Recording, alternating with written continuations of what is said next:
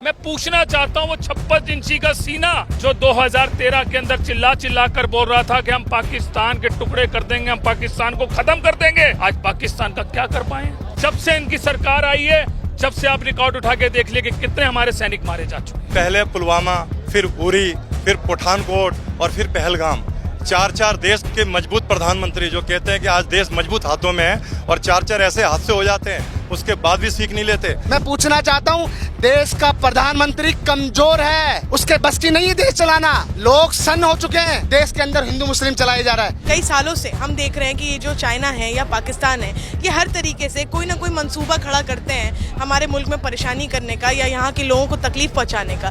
तो मोदी जी को किस बात का डर है? इतना खौफ क्यों है पाकिस्तान और चाइना का? या कोई साठगांठ है पाकिस्तान और चाइना से? जो सिक्योरिटी लैब्स के इश्यूज हैं उनको कोई क्यों नहीं उठा रहा, उन पे चर्चा क्यों नहीं हो रही? होम मिनिस्टर अमित शाह क्यों नहीं उस पर बात करने को तैयार है? आप अगर कहते हैं कश्मीर पीसफुल स्टेट बन गया है, तो ये आज की तारीख में आपके रूल के अंडर इतना बड़ा सिक्योरिटी लैब्स कैसे हुआ? कैसे इतनी बड़ी एक ट्रेजेडी हुई हमारे मुल्क में? अभी कुछ दिनों पहले बेड़ियों में भारतीयों को भेजा था, क्या जवाब दिया उसको?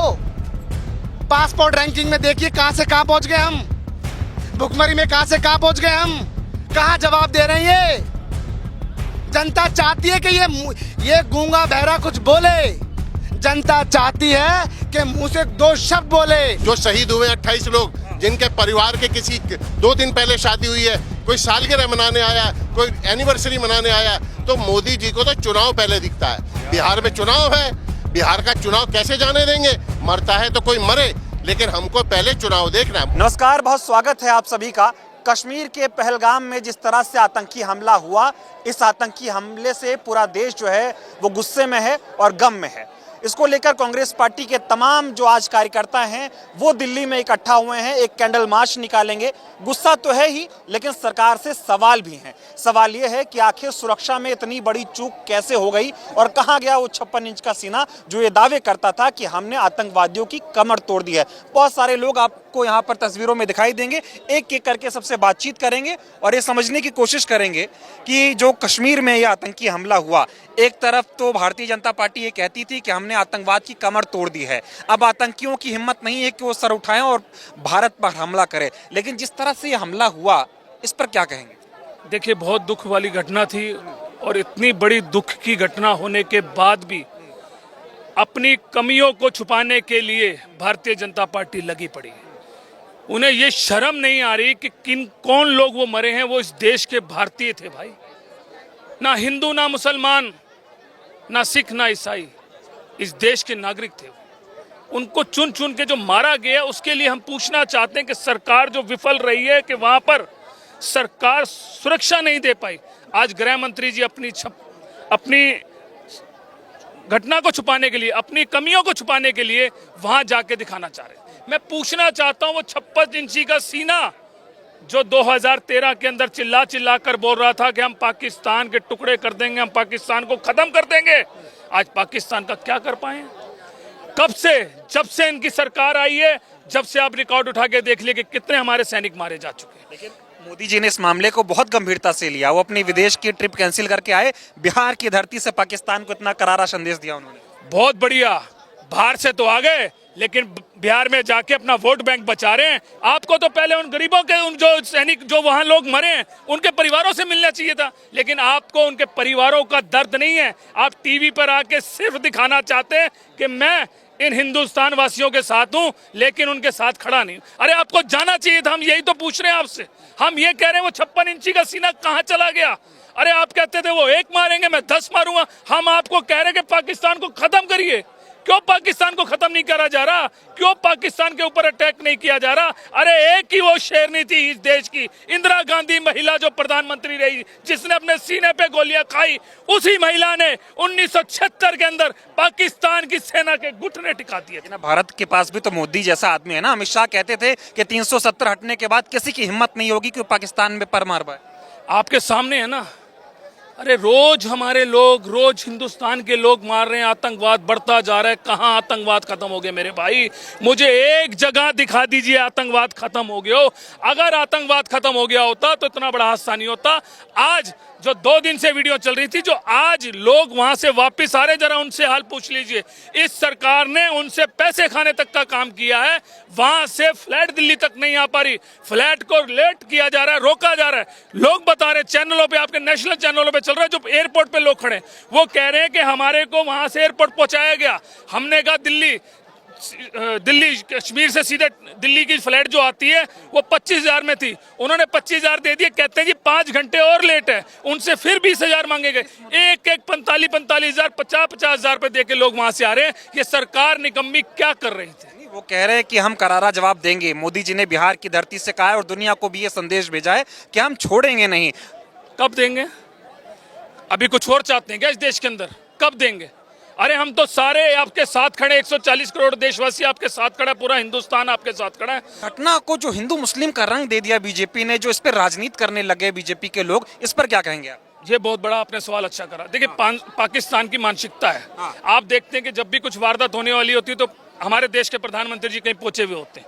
ये पाकिस्तान चाहता है, क्योंकि पाकिस्तान के अंदर जो मुसलमान हैं उनकी पॉपुलेशन बहुत थोड़ी सी है और हिंदुस्तान के अंदर पॉपुलेशन बहुत ज्यादा है। वो चाहता है किसी तरीके भी इस देश का माहौल, इस हिंदुस्तान का माहौल मुसलमान और हिंदू चैन से ना रह पाए। तो मैं पाकिस्तान को बता देना चाहता हूँ और उन लोगों को भी बता देना चाहता हूँ, इस हिंदुस्तान के 4 सिपाही हिंदू मुस्लिम सिख ईसाई जो पिल्लर हैं, ना ये झुके थे ना झुकेंगे। ऐसे पाकिस्तान को तो हम समझते ही नहीं, कुछ उसकी हैसियत और औकात नहीं। हम तो चाहते हैं, आपके चैनल से कहना चाहते हैं, 56 इंची की जिम्मेदारी कहना चाहते हैं, 56 इंची के सीने को कहना चाहते हैं, गृह मंत्री को कहना चाहते हैं, राजनाथ सिंह जी को कहना चाहते हैं, पूरे बीजेपी कैबिनेट को कहना चाहते हैं, आप आगे बढ़िए, हम आपके साथ हैं। हम आपसे पहले जाकर गोली खाने के लिए तैयार हैं, लेकिन पाकिस्तान पर अटैक करिए।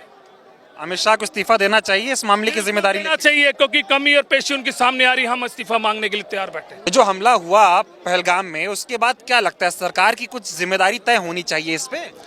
सरकार की सारी जिम्मेदारी तय होनी चाहिए। जब सत्ता में जो लोग होते हैं उन्हीं की जिम्मेदारी तय होती है। वहाँ फोर्स थी क्यों नहीं, और वहाँ जिन लोगों पर गोलियां बरसाई गई उसके आधे घंटे तक भी एक पुलिस वाला नहीं था। और ये क्या सरकार की नाकामी नहीं है? जब कश्मीर जैसा हमारा क्षेत्र एक सेंसिटिव है, जहाँ पता है कि कभी भी यहाँ आतंकवादी हमले हो सकते हैं, वहाँ पर किसी भी तरह की सुरक्षा हमारे टूरिस्टों के लिए नहीं थी। और जो लोग गए हैं, अब ये खाना पूर्ति करने का कोई मतलब नहीं रह जाता कि हमने पानी बंद कर दिया, हमने उनसे व्यापार बंद कर दिया, उनके उच्चायोग हमने हटा दिए।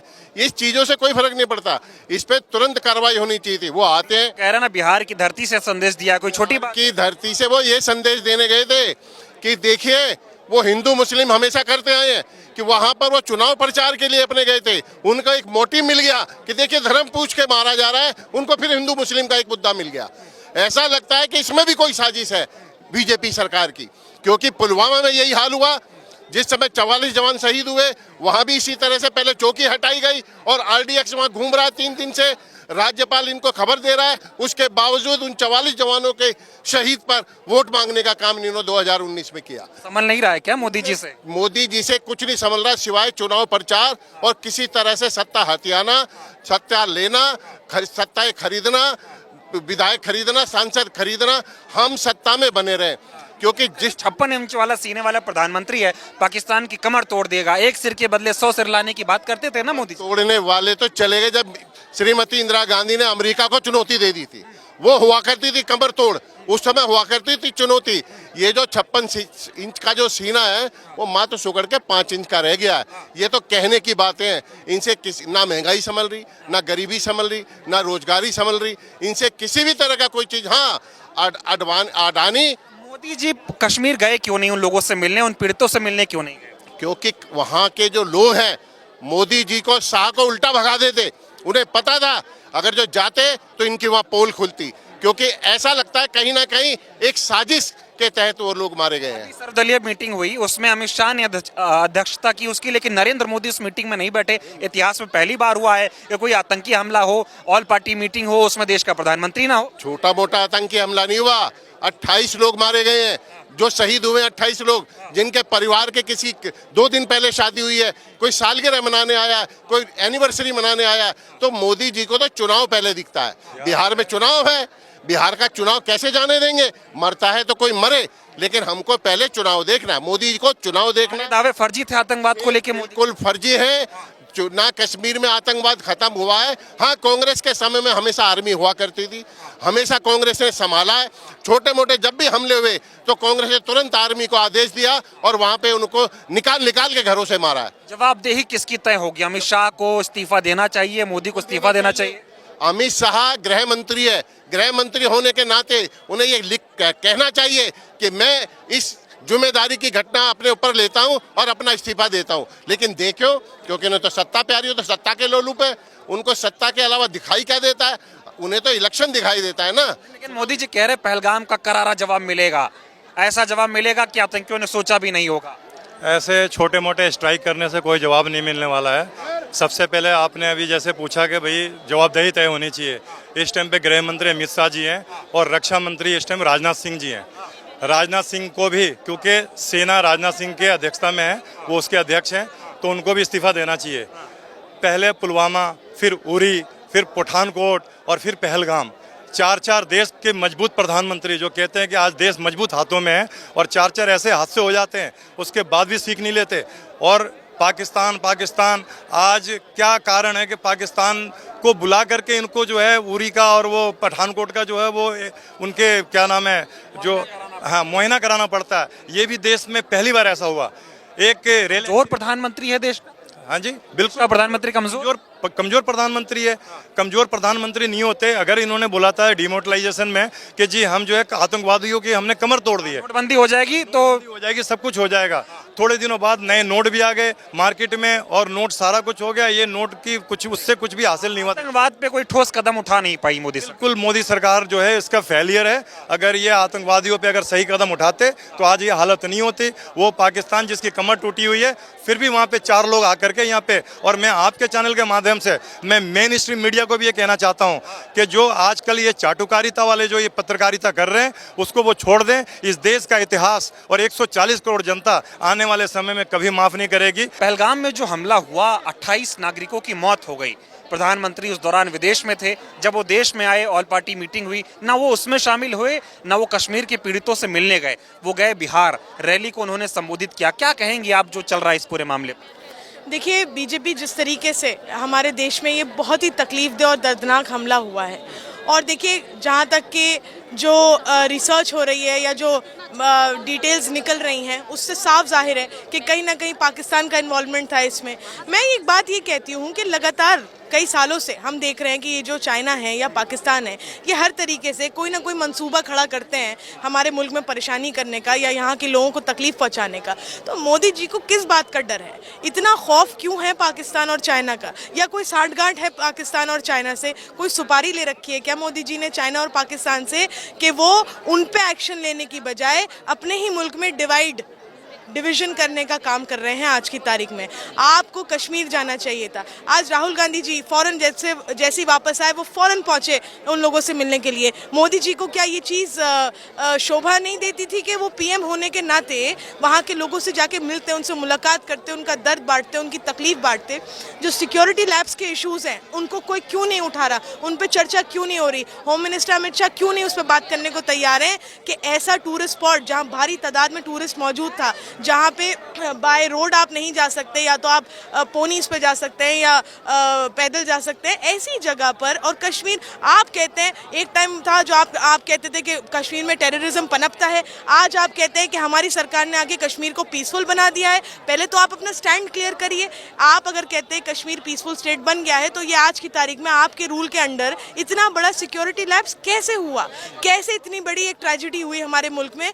और वहाँ के लोग चश्मदीद गवाह ये बात कह रहे हैं कि 1 घंटा लग गया आर्मी को वहां पहुंचने में, 1 घंटा लग गया उनको। और इसकी जवाबदेही कोई तय नहीं कर रहा है।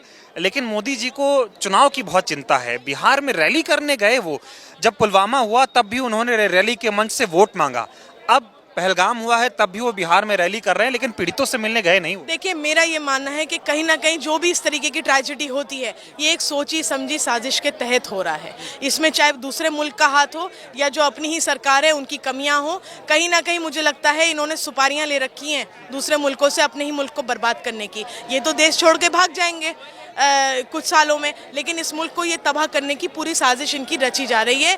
ये जब कहीं इलेक्शन आना होता है, जब कोई इस तरीके की एक्टिविटी होती है, फौरन कहीं ना कहीं इस तरीके का इनकाउंटर या टेररिस्ट एक्टिविटी या हम ये देखने को एक मिलता है पैटर्न। कभी आपने सोचा था कि इस मुल्क में इस तरह के हालात होंगे कि जब भारतीय नागरिकों को आतंकियों के द्वारा मारा जाएगा तब उनको मजहब के नाम पर बांटा जाएगा, ये कहा जाएगा कि हिंदू का नाम पूछ पूछ के मारा जाएगा और मीडिया ये सवाल नहीं पूछेगा कि सुरक्षा में चूक कैसे हुई, इसका जिम्मेदार कौन है, इस्तीफा होगा अमित शाह का या नहीं, वो सिर्फ ये कह रहे हैं हिंदुओं को मारा, हिंदुओं को मारा। देखिए, जब भी मैं वही बात कह रही हूँ, कोई भी ट्रेजेडी इस तरीके की होती है, ये हमेशा उसको एक कम्युनल एंगल देने की कोशिश करते हैं। ये बातें आज की तारीख में हो क्यों रही हैं कि हिंदू ने मारा या मुस्लिम ने मारा या हिंदू को मारा या मुस्लिम को मारा? ये बातें इसीलिए हो रही हैं क्योंकि आपने लगातार पिछले 10 सालों से हल्के हल्के लोगों के दिमागों में ये जहर भरा है। लगातार आपने कम्युनलिज्म की पॉलिटिक्स करी है और आज वही नतीजा है उसी का कि जब इस तरह की कोई हादसा होता है तो सबसे पहले उसका धर्म पूछा जाता है, उसकी जाति पूछी जाती है और फिर वो ब्लेम गेम खेला जाता है। लेकिन देखिए, मैं आपको यकीन दिलाऊं कि कोई भी धर्म, कोई भी मजहब टेररिज्म को प्रमोट नहीं करता है। और देना चाहिए अमित शाह को। बिल्कुल, मैं कहती हूँ अमित शाह जी को, मोदी जी को पूरी रिस्पॉन्सिबिलिटी लेते हुए अपना इस्तीफा रखना चाहिए आवाम के सामने कि जितना बड़ा सिक्योरिटी लैप्स, आज तक इतना बड़ा हादसा नहीं हुआ है कि 28 लोगों को शहीद कर दिया गया जिस तरीके से। और आप एक बात सुनिए, जो लोग शहीद होने थे वो तो हो गए, उनके जो रह गए घर वाले वो किस तकलीफ से गुजर रहे हैं। क्या मोदी जी का फ़र्ज़ नहीं बनता था उनसे जाके मुलाकात करें? तो शर्म का मुकाम है ये बीजेपी के लिए पूरी और मोदी जी के लिए स्पेशली कि वो पीएम होते हुए इतनी बड़ी उन्होंने गैर जिम्मेदारान हरकत करी। नरेंद्र मोदी कह रहे थे कि हमने आतंकवाद की कमर तोड़ दी, अमित शाह कह रहे थे 370 खत्म हुआ, कश्मीर स्वर्ग बन गया है। अब ये जो हुआ इसके बाद ना कोई जवाबदेही है ना कोई जिम्मेदारी है, क्या कहेंगे आप? देखिए, मैं ये कहना चाहता हूँ, नोटबंदी किस लिए की थी? क्या आपने अपने मित्रों को मालामाल करने के लिए की थी? उन्होंने कहा था कि नोटबंदी करने का मतलब है कि आतंकवाद की कमर टूटना। क्या हुआ? आज देश की कमर टूट चुकी है। वहां से तिरंगे में लपेट लपेट के भेज रहे हैं। क्या हो रहा है ये? क्या नरेंद्र मोदी से देश नहीं संभल रहा? छोड़ दीजिए, हमें आता है देश चलाना। आप ये बताइए, आपने नोटबंदी करी 370 के लिए, उन्होंने कहा हमने अब खत्म कर दिया। अब वहाँ लोग जमीन खरीद सकते हैं, लोग शादियां कर सकते हैं, लोग तमाम तरीके की बातें इन्होंने मीडिया के द्वारा, गोदी मीडिया के द्वारा उन्होंने पहुंचाने का काम किया। और आज क्या हो रहा है? कभी पुलवामा अटैक हो जाता है, कभी पहलगाम अटैक हो जाता है। क्या हो रहा है इस देश के अंदर? मैं पूछना चाहता हूं, देश का प्रधानमंत्री कमजोर है, उसके बस की नहीं है देश चलाना। देश का प्रधानमंत्री बिहार में रैली कर रहा है, वो पाकिस्तान को चुनौती दे रहा है। बताइए, मैं यही पूछना चाहता हूं। एक तो देश को जोड़ने का काम करते हैं और ये देश को तोड़ने का काम करते हैं। अरे अभी तक चिता की आग ठंडी भी नहीं हुई और वो फोटो वायरल करवा रहे हैं। वो कौन सी है वो एआई के गिबली इमेज? बताइए, मैं पूछना चाहता हूँ, हो क्या रहा है इस देश के अंदर? आज से पहले कभी ऐसा कभी जीवन में नहीं हुआ। मोदी जी भी तो रैली करने चले गए, उनको पहले कश्मीर जाना चाहिए, पीड़ितों से मिलना चाहिए कि रैली करने? रुको भाई साहब, मैं पूछना चाह रहा हूँ कि रैली जरूरी थी, चुनाव जरूरी था? अरे देश आज के समय देश को एकत्र करने वाला काम है। लोग सन्न हो चुके हैं, देश के अंदर हिंदू मुस्लिम चलाया जा रहा है। ये वही तो नफरत हो रही है। और क्या हो रहा है? आपके विधायक कभी दुकानें बंद कराने का काम करते हैं, कभी जहां मुस्लिम देखते हैं वहां दंगा भड़काने का काम करते हैं। आज से पहले कभी नहीं हुआ ऐसा। अरे देश अमन चैन से चलेगा, ना कि नफरत फैलाने से चलेगा। अमन चैन लाएंगे ना मोदी जी? वो कह रहे हैं कि पाकिस्तान को करारा जवाब मिलेगा, दुनिया याद रखेगी। अमित शाह जी भी कह रहे हैं ऐसा जवाब देंगे कि कमर टूट जाएगी आतंकवाद की। मैं कहना चाहता हूं, ये वही आदमी है। अभी कुछ दिनों पहले बेड़ियों में भारतीयों को भेजा था, क्या जवाब दिया उसको? पासपोर्ट रैंकिंग में देखिए कहां से कहां पहुंच गए हम, भुखमरी में कहां से कहां पहुंच गए हम। कहां जवाब दे रहे हैं ये? जनता चाहती है कि ये गूंगा बहरा कुछ बोले। जनता चाहती है कि मुंह से 2 शब्द बोले। बोल तो रहे ना रैली से, ये ऐसे बोलेंगे? अरे मैं कहना चाहता हूं, जवाब दिया जाता था जैसे आदरणीय इंदिरा गांधी जी के समय बांग्लादेश निकाला पाकिस्तान के 2 टुकड़े करके। इनकी तरह कोई है? ये ढकोसले करते हैं, इन्हें देश चलाना आता है। अडानी अंबानी तमाम 206 से कहां पहुंच गया? आप बताइए। मैं पूछना चाहता हूं, देश में कर्जा कहां तक कहां पहुंच गया? अच्छा अभी हम इस पे बात करते हैं। मैं बता रहा हूं कि इसकी ये गलतफहमी है ये देश को चला नहीं रहे, देश को नफरत की आग में झोंकने का काम कर रही है। आपने ऐसा देखा था कि लाशों पे राजनीति हो, लाशों को हिंदू मुस्लिम बताया जाए और उसको देश भर में वायरल कराया जाए, जब उनको मुखाग्नि भी ना दी गई हो उससे पहले उनको वायरल करा दिया गया। मैं यही पूछना चाहता हूं, आज से पहले ऐसा कभी नहीं हुआ। अरे कोविड में भी आप देखो, कोविड में उस वक्त प्लाज्मा की जरूरत होती थी तो मुस्लिम मेरा भाई देता था, कभी मुस्लिम को जरूरत होती तो हिंदू भाई देता था, कभी सिख देता था, ईसाई देता था, कभी ऐसी जरूरत नहीं पड़ी। उस वक्त क्या हुआ इनको, और आज क्या हो रहा है? आज नफरत फैलाने का काम कर रहे हैं। लोग कह रहे हैं जो पाकिस्तान नहीं कर पाया उसे देश में बीजेपी ने कर दिया। पाकिस्तान भी चाहता था कि ये जो जाति पूछ के गोली मारी है ये बात पूरे हिंदुस्तान को पता चले, हिंदुस्तान में मुस्लिम और हिंदुओं के बीच खाई पैदा हो, उस बात को बीजेपी आगे बढ़ा रही है। देखिए मैं कहना चाहता हूं, ऐसा क्यों होता है? मतलब इन्होंने क्यों वो रद्द करी? ये जाने वाले थे ना, फिर 4 दिन पहले क्यों मना कर दिया? ऐसे पुलवामा में हुआ, पुलवामा में क्या हुआ? ये फोटोशूट करा रहे थे उस वक्त, और अब क्या हुआ? देखिए मैं आपको बता दूं, देश का प्रधानमंत्री कमजोर है, इसके बस की नहीं है देश चलाना। मैं माफी चाहता हूं, मुझे ऐसे शब्दों का प्रयोग करना पड़ा। इस्तीफा देना चाहिए अमित शाह को, गृह मंत्री होते हुए ऐसा हो गया। ये भागे भागे जा रहे हैं क्या? अब हमारे वो जवान वापस आ सकते हैं, जो हमारे जो शहीद हुए वो वापस आ सकते हैं? क्यों? आए दिन कोई ना कोई लपेट के आ रहा है, आए दिन कभी अग्निवीर योजना से मर रहे हैं, शहीद हो रहे हैं, क्यों? मैं ये कहना चाह रहा हूँ, अमित शाह कहते थे कि हमने कश्मीर में आतंकवाद को जड़ से साफ कर दिया है, अब आतंकवाद खत्म हो गया, कश्मीर स्वर्ग बन गया, देखो दुनिया घूमने जा रही है। अब पर्यटकों को गोली मार दी कश्मीर में। मैं ये कहना चाहता हूँ, ये जो झूठ फैलाया है ना इन्होंने, कि इन्होंने जो कहा है कि आतंकवाद खत्म हो गया, क्या हुआ? ये 7 लाख फोर्स है वहां पे। आपको मैं बता दूं, ये आंकड़ा 7 लाख से ज्यादा फोर्स है, कहां है? कोई पुलिस तैनात नहीं है। झूठ फैला रहे हैं कि आतंकवाद खत्म हो गया है। कुछ दिनों पहले नेट बंद कर देते हैं ये लोग, अब क्या हो रहा है? मैं कहना चाहता हूं, देश ये नहीं चला सकते, और जब तक, मैं आपको बता दूं, ये लोग सत्ता से जब तक नहीं हटेंगे, ये देश को और नफरत के आग में झोंकने का काम करेंगे। मैं आपको आपके चैनल के माध्यम से ये बातें कहना चाहता हूं। चलिए, बहुत बहुत धन्यवाद।